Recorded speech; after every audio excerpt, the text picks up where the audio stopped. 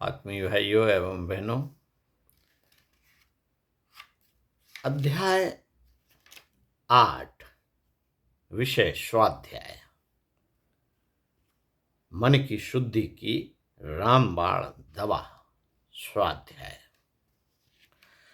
आपको अखंड ज्योतिष सितंबर 1962 पृष्ठ 11-12 में दिए गए संदेश पूज्यवर वेदमूर्ति तपोनिष्ठ युगुष पंडित श्री राम शर्मा आचार्य जी द्वारा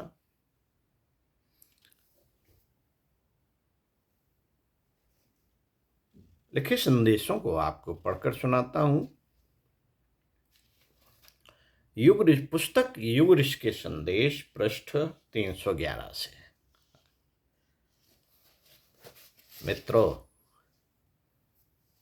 मित्रों,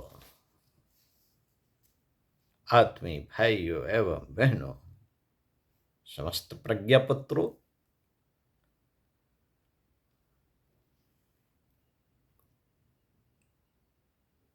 समस्त परिजनों, कुविचारों और दुर्भावनाओं से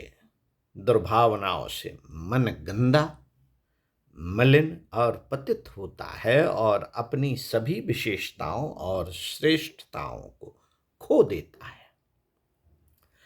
इस स्थिति से सतर्क रहने और बचने की आवश्यकता को अनुभव करना हमारा पवित्र कर्तव्य है।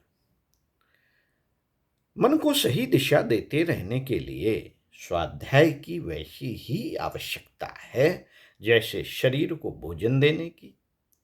आत्मनिर्माण करने वाली जीवन की समस्याओं को सही ढंग से सुलझाने वाली उत्कृष्ट विचारधारा की पुस्तकें पूरे ध्यान, मनन और चिंतन के साथ पढ़ते रहना ही स्वाध्याय है। मन को सही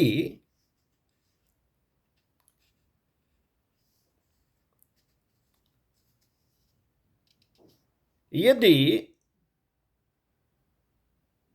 उलझे हुए विचारों के जीवन विद्या के ज्ञाता कोई संभ्रांत सज्जन उपलब्ध हो सकते हो तो उनका सत्संग भी उपयोगी सिद्ध हो सकता है। यूं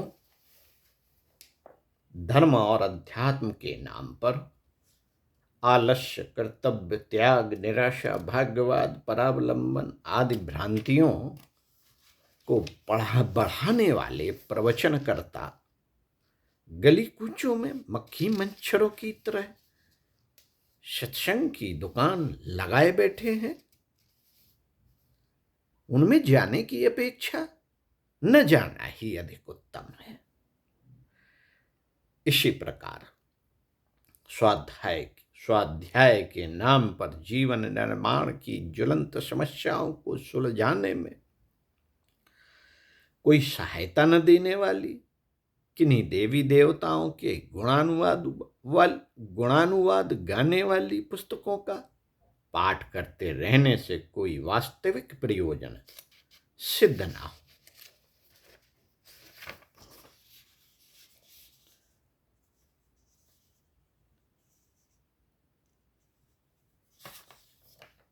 सिद्ध नहीं होता, कोई प्रयोजन सिद्ध नहीं होता।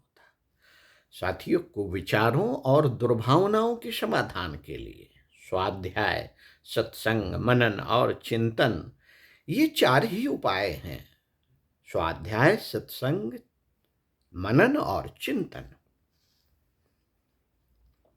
ये 4 ही उपाय हैं। मानव जीवन की महत्ता को हम समझें, इस स्वर्ण अवसर के सदुपयोग की बात सोचें, अपनी गुत्थियों में से अधिकांश की जिम्मेदारी अपनी समझें और उन्हें सुलझाने के लिए अपने गुण, कर्म, स्वभाव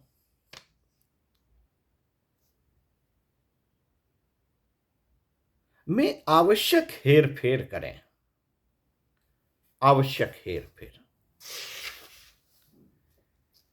हेरफेर आवश्यक है।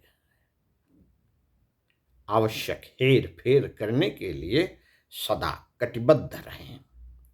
इस प्रकार की विचार शैली आत्मनिर्माण की प्रेरणा देने वाले सत्साहित्य से, प्रबुद्ध मस्तिष्क के सत्पुरुषों से एवं आत्मनिरीक्षण तथा आत्मचिंतन करने से किसी भी व्यक्ति को सहज ही उपलब्ध हो सकती है। दृष्टिकोण बदलते ही परिस्थितियां भी निश्चित रूप से बदल सकती हैं। लोहा लोहे को काटता है, गर्म लोहे को ठंडे लोहे की छेनी काटती है। चुभे हुए कांटे को निकालने के लिए कांटे का ही प्रयोग करना पड़ता है। विष को विष मारता है, हथियार से हथियार का मुकाबला किया जाता है। कुविचारों के समाधान का एक ही उपाय है, उसके स्थान पर सद्विचारों को भर देना। किसी गिलास में भरी हुई हवा को हटाना हो तो उसमें पानी भर देना चाहिए। पानी का प्रवेश होने से हवा अपने आप निकल जाएगी। बिल्ली पाल लेने से चूहे घर में कहाँ ठहरते हैं। कुविचारों को मार भगाने का एक ही तरीका है, एक ही तरीका है कि उनके स्थान पर सद्विचारों की स्थापना की जाए। मन में जब सद्विचार भरे रहेंगे तो उस भीड़ से भरी धर्मशाला को देखकर अपने आप लौट जाने वाले मुसाफिरों की तरह कुविचार भी कोई दूसरा रास्ता टटोलेंगे। स्वाध्याय और सत्संग में जितना अधिक समय लगाया जाता है उतनी ही कुविचारों से सुरक्षा बन पड़ती है।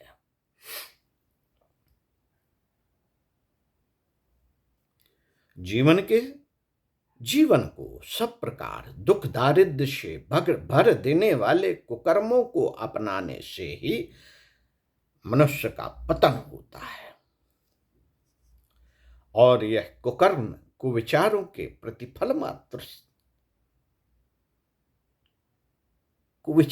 प्रतिफल मात्र ही हैं। शांति और प्रगति के लिए हमें सद्विचारों की शरण में जाना पड़ता है। इसी प्रक्रिया का नाम स्वाध्याय और सत्संग है। रोटी और पानी जिस प्रकार शरीर की सुरक्षा और परिपुष्टि के लिए आवश्यक है, उसी प्रकार आत्मिक स्थिरता और प्रगति के लिए सद्विचारों की प्रचुर मात्रा हमें उपलब्ध होनी ही चाहिए। इस आवश्यकता की पूर्ति स्वाध्याय और सत्संग से, मनन और चिंतन से पूरी होती है। युग निर्माण के लिए, आत्मनिर्माण के लिए यह प्रधान साधन है संकल्प की, मन की शुद्धि के लिए इसे ही रामबाण दवा माना गया है। ओम शांति।